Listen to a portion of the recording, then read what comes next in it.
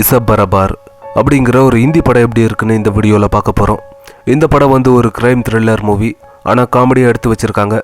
மாதவன் தான் இந்த படத்தோட ஹீரோ. அது மட்டும் இல்லாமல் இந்த படம் வந்து தமிழ் டப்பிங்லேயே அவைலபிளாக இருக்குது. இப்போ இந்த படத்தோட கதை என்ன அப்படிங்கிறத பார்த்துடலாம். இந்த படம் ஆரம்பத்தில் மாதவன் பேர் வந்து ராதா மோகன் சர்மா. அப்படி இந்த படத்தில் இவர் வந்து ஒரு டிடிஇயாக வேலை பார்க்குறாரு. அதாவது ஒரு சிங்கிள் பேரண்ட்டை இவரோட பையனை பார்த்துக்கிட்டு அப்படியே சந்தோஷமான ஒரு வாழ்க்கை போயிட்டுருக்கிற அந்த ஒரு டைமில் இவரோட பேங்க்கில் 27 ரூபா 50 பைசா காணாமல் போகுது.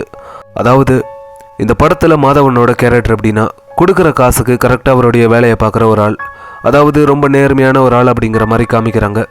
அப்படி இவருடைய அந்த பேங்க்கில் அந்த 27 ரூபா 50 பைசா காணாமல் போனதுக்கப்புறம் அந்த காசு எப்படி காணாமல் போச்சு, அது காணாமல் போனதுக்கான காரணம் என்ன அப்படிங்கிறத தெரிஞ்சுக்கணும் அப்படின்னு இவர் அந்த பேங்க்குக்கே போய் அந்த பேங்க்கில் போய் இந்த மாதிரி கம்ப்ளைண்ட் கொடுப்பாரு.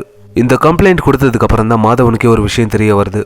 இப்போ நம்ம பேங்க்கில் எப்படி இந்த 27 ரூபா 50 பைசாவை கொள்ளையடிச்சாங்களோ அதே மாதிரி தான் ஒவ்வொருத்தவங்களோட பேங்க்கில் இருந்தோ சின்ன சின்ன அமௌண்ட்டாக கொள்ளையடிச்சு கிட்டத்தட்ட 24 கோடி கிட்டே இவங்க இப்படி தான் கொள்ளையடிக்கிறாங்க அப்படிங்கிறது இவருக்கு இந்த விஷயம் தெரிய வந்ததுக்கப்புறம் இவர் அந்த ஸ்கேமுக்கு எதிராக எந்த மாதிரியான முயற்சிகளை எடுத்தார், அந்த போராட்டத்தில் இவருக்கு வரக்கூடிய பிரச்சனைகளாக என்ன, அது எல்லாத்தையுமே இவர் எப்படி ஃபேஸ் பண்ணார், அது மட்டும் இல்லாமல் வில்லன் சைடில் இருந்து ஹீரோவுக்கு வரக்கூடிய பிரச்சனைகளாக என்ன அப்படிங்கிறது தான் இந்த படத்தோட கதை. இப்போ இந்த படம் எப்படி இருக்குது அப்படின்னா, மாதவனோட பேங்க்கில் வெறும் 27 ரூபா 50 பைசாவை எடுத்திருக்காங்க அப்படின்னாலும் அந்த 27 ரூபா 50 பைசாவை ஒவ்வொருத்தவங்களோட பேங்க்கில் இருந்தும் எடுத்தால் அது எவ்வளோ பெரிய அமௌண்ட்டாக மாறும் அப்படிங்கிற அந்த ஒரு விஷயம் நல்லாயிருக்கு. ஆனால் அதை இவங்க எடுத்த விதம் தான் சரியில்லை. அதாவது இந்த படத்தை ஒரு கிரைம் த்ரில்லர் காமெடியாக எடுத்திருக்காங்க. ஆனால் அதெல்லாம் வந்து ஒரு அறிவுள்ள டைரக்டரால் மட்டும்தான் அதெல்லாம் முடியும்.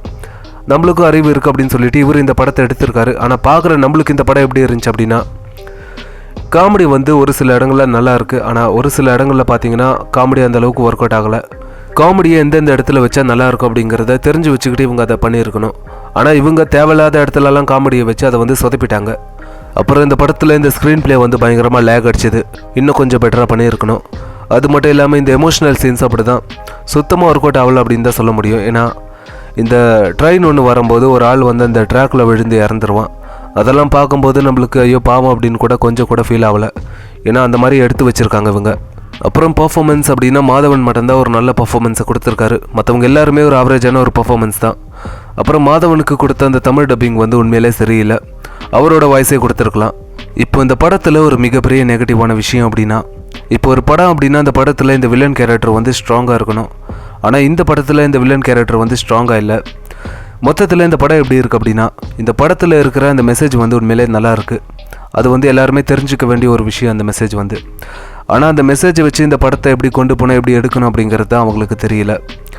என்ன கேட்டிங்கன்னா, இந்த படத்தை பார்க்குறது பார்க்காதது உங்களுடைய விருப்பம்.